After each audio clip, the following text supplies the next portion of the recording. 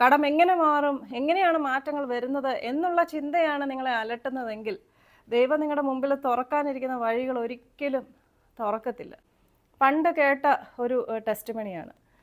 ഒരു മനുഷ്യന് ഒരു മിഡിൽ ഈസ്റ്റിൽ ജോലി ചെയ്യുന്ന ഒരാളാണ്. ആള് ഭയങ്കരമായിട്ടുള്ള കടബാധ്യത കൊണ്ട് ആത്മഹത്യ ചെയ്യാൻ തീരുമാനിക്കുന്നു. അങ്ങനെ ഒരു ദിവസം രാത്രിയിൽ പാതിരാത്രി ആയപ്പോൾ തൂങ്ങിച്ചാകാൻ വേണ്ടി അയാൾ തുടങ്ങുകയാണ്. പക്ഷേ അതിനു മുമ്പ് അയാൾക്ക് തോന്നി ബൈബിൾ ഒന്ന് വായിച്ചേക്കാമെന്ന്.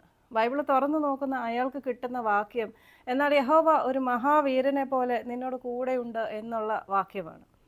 അത് കേട്ടിട്ട് ആ മനുഷ്യനിൽ പ്രത്യേകിച്ച് ഒരു മാറ്റവും വരുന്നില്ല. കാരണം തന്നെ കൊണ്ട് വീട്ടാൻ പറ്റത്തില്ലാത്തതുപോലത്തെ കടമാണ്. യേശു പെട്ടെന്ന് ആ ആളുടെ മനസ്സിൽ ചിന്തകളിൽ കൂടി സംസാരിക്കാൻ തുടങ്ങി. യേശു ചോദിച്ചു, നിൻ്റെ പ്രശ്നം എന്താണെന്ന് ചോദിച്ചപ്പോൾ ആൾ പറഞ്ഞു, എനിക്ക് നിൽക്കാൻ പറ്റത്തില്ലാത്ത പോലെ എനിക്ക് കടമാണ്, ഞാൻ ഒരു തരത്തിലും എനിക്ക് വീട്ടാൻ പറ്റത്തില്ല എന്ന് പറഞ്ഞു.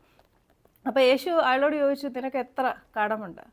അപ്പോൾ ആൾ യേശുവിനോട് പറഞ്ഞു, എൻ്റെ കടം ബുർജ് ഖലീഫ പോലെ വലുതാണെന്ന് പറഞ്ഞു. ഈ ലോകത്തിലെ ഏറ്റവും പൊക്കം കൂടിയ കെട്ടിടമാണ് ബുർജ് ഖലീഫ. ആളോട് യേശു ചോദിച്ചു, നിനക്ക് എത്ര സാലറി ഉണ്ട്? ആൾ പറഞ്ഞു, എൻ്റെ സാലറി വെറും പീനട്ട് ആണെന്ന് പറഞ്ഞു. ആൾ അന്ന് ആ ടെസ്റ്റിമണിയിൽ ഉപയോഗിച്ച ആ ഒരു വാക്ക് പീനട്ട് ആണെന്ന് തന്നെയാണ്. എന്ന് പറഞ്ഞാൽ ഒരു കപ്പലണ്ടി പോലെ അത്രേ ഉള്ളൂ എൻ്റെ സാലറി. പക്ഷേ എൻ്റെ കടമെന്ന് പറഞ്ഞാൽ ബുർജ് ഖലീഫ പോലെ, എനിക്ക് വീട്ടാൻ പറ്റത്തില്ലാത്ത പോലെ വലിയ കടമാണെന്ന് പറഞ്ഞു. അപ്പോൾ യേശു ആളോട് പറയുന്നു, നീ ബുർജ് ഖലീഫയുടെ താഴെ നിന്ന് നോക്കുമ്പോഴാണ് ബുർജ് ഖലീഫ വലിയതാണെന്ന് നിനക്ക് തോന്നുന്നത്. പക്ഷേ ഞാൻ ഇവിടെ നിന്ന് നോക്കുമ്പോൾ ബുർജ് ഖലീഫ എനിക്ക് വെറും പീനട്ടാണ്, എനിക്ക് വെറും കപ്പലണ്ടിയാണ് എന്ന് യേശു അയാളുടെ ചിന്തകളിൽ കൂടി പറഞ്ഞു. ആ ഒരു വാക്കുകൾ അയാൾക്ക് ഒരുപാട് ശക്തി പകർന്നു. അയാൾ അന്ന് തീരുമാനിച്ചു, ഞാൻ ആത്മഹത്യ ചെയ്യുന്നില്ല എന്ന് തീരുമാനിച്ചു. അതിനുശേഷം പതിയെ പതിയെ അയാളുടെ കടങ്ങളൊക്കെ വീട്ടാൻ തുടങ്ങി. പിന്നീട് അയാൾ പറഞ്ഞത്, ഞാനിന്ന് വലിയൊരു സമ്പന്നനും പലർക്കും കടം കൊടുക്കുന്ന ഒരാളുമാണെന്നാണ് പറഞ്ഞത്.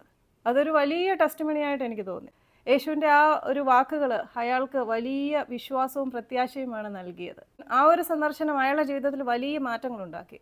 കടം എങ്ങനെ മാറി എന്നുള്ളതല്ല പ്രസക്തിയായിട്ടുള്ള കാര്യം. കടം എങ്ങനെ മാറും, എങ്ങനെയാണ് മാറ്റങ്ങൾ വരുന്നത് എന്നുള്ള ചിന്തയാണ് നിങ്ങളെ അലട്ടുന്നതെങ്കിൽ ദൈവം നിങ്ങളുടെ മുമ്പിൽ തുറക്കാനിരിക്കുന്ന വഴികൾ ഒരിക്കലും തുറക്കത്തില്ല. പക്ഷെ കണ്ണുമടച്ച് വിശ്വസിക്കുമ്പോഴാണ് ആ വഴികളൊക്കെ തുറക്കുന്നത്. ആ വഴികളൊക്കെ വിശ്വാസത്തിൻ്റെ പുറത്ത് തന്നെയാണ് തുറക്കുന്നത്.